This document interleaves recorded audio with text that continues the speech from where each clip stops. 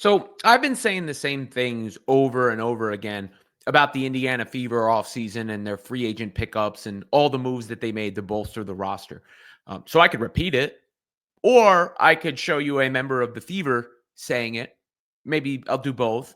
Let me start by saying, one, I've harped on the toughness aspect. They brought in a lot more toughness and tenacity. They won't get pushed around anymore. Maybe teams thought they could punk the Fever a season ago. They brought in more versatility. Dewana Bonner can do it all. Obviously, Sophie Cunningham provides multiple fits on the floor. Natasha Howard can score in a variety of ways. Versatility. They added size. Howard, Turner, bigger players than they had in those roles at times. At least when it comes to Howard, her ability to run the floor too, which is important. That's another thing that they added. Pace, speed, players that fit into that sort of system. So Melissa Smith, not that she was small, obviously, but she could not run the floor like Howard, right? Or catch and finish like Howard. And now you've got a bunch of players who can do that and who thrive in that way, because Cunningham's going to want to run the floor. Howard's going to want to run the floor. Bonner's comfortable doing it. Hull obviously is comfortable doing it. Mitchell may be the fastest player in the league, and Clark is the best facilitator, period. But when it comes to speed, there's nobody like her. There's nobody like her in the open floor. So that's also, scoring, a pick your poison type of situation. What are you going to try and take away? What are you going to try and guard? Because you can go pick and roll with Clark and Boston. You can, have Clark drive and kick. You can get it to Kelsey Mitchell to isolation score. And now you have other players who are capable of putting the ball in the bucket consistently in Howard and Bonner. You also added shooting in Cunningham. Like everything. Every hole was plugged. Every weakness addressed. Backup, even depth. I mentioned Turner, defense on the inside, Colson, defense on the perimeter. And Sophie Cunningham obviously has drawn a lot of attention. She said she didn't come to, for publicity. She came to win, but she's gotten plenty of publicity. Obviously, her personality adds into that. But she spoke more about her role on the Fever and her choice, or, her fit in Indiana. When I say that I am refreshed and I am motivated and I just kind of feel like my spark is back. Everyone thinks I've been feisty. You've not even seen the feisty side of me yet. So this should be really fun. When I say we haven't even seen the feisty side of Sophie Cunningham as of yet. Haven't seen it. But she also talked to, more about what I was just discussing. Various aspects. Let's go with toughness. Here's one on that.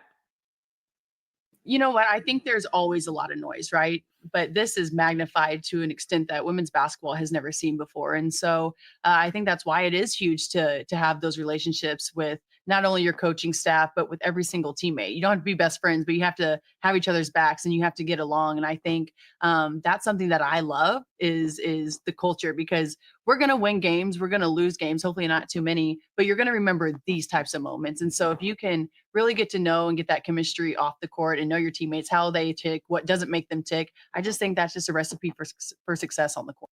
So sorry, that wasn't toughness. That was with Pat Boylan. But that was about her relationship building and the protecting the locker room aspect. The feistiness thing obviously applied to toughness. But she went on to talk about the versatility of the team and how she can fit in specifically. But let's start with that versatility aspect of it.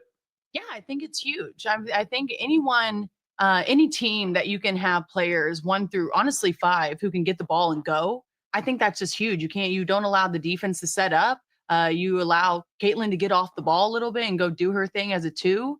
DB bringing the ball up, that's going to cause a lot of issues with her height and the way she shoots the ball. And so for me, if I get it, we're going. Like, we're running and gunning. And I know that we're all kind of on the same page about the offense that we want to run and whatnot. And so I just think the more versatile you can be, that's always a good thing. That's always a blessing on both ends of the floor. If you can do more than just one thing, and your whole roster can do that. Our depth is crazy this year with our versatility. I don't know. I think that's why we're turning heads. I think that's why people are really keen on us more. And I say us, and it's my first time as a Fever. No, you can so be now us. I can say us. It's us, and so I really am just excited about not only what I can bring to the table, but as a whole, our versatility as a team is going to be huge. Yeah. So her enthusiasm obviously stands out, right? Like those are genuine words because she is genuinely excited about how she's going to fit into these dynamics and how this is going to work out. And why wouldn't she be?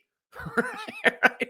Why wouldn't she be? Last thing, and this is more to the same sort of point, but just goes to show you how fast the Fever are going to play. Yeah, to be honest, I played an emotion offense my whole life, outside of kind of Phoenix. It was more one on one and let people do their thing. And if you're open, you're open. Where I like to move, I like to run, I like to dribble and kick. You know what I mean? And so when you see Caitlin, when you see Aaliyah Boston, she's a great passer. Kelsey Mitchell's a great passer. That if you move and you make the great cut, you're going to get the ball. And I think that just helps everybody, free up. And so I like to run. I kind of get the name Forrest Gump sometimes, and I'm like, hey, if you guys want to call me, that's fine. I'll beat you down the court every time. But I really am just excited for the style of play and what I can bring to the table for this.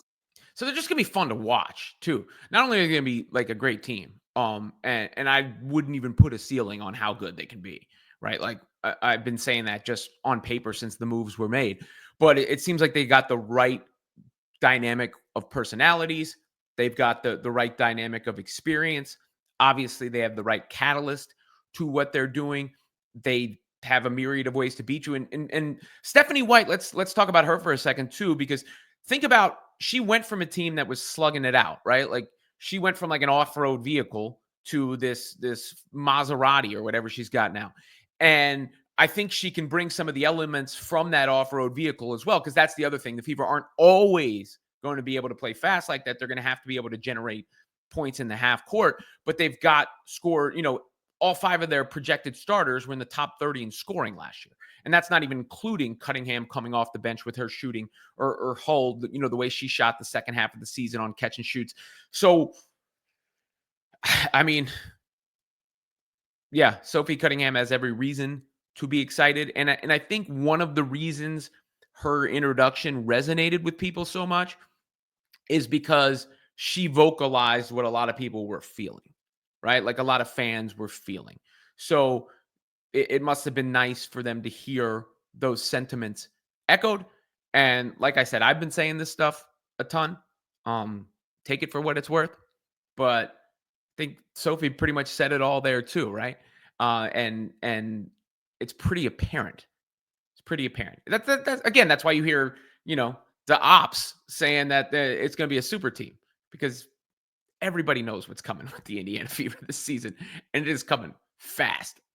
It's going to be right at the basket real quick.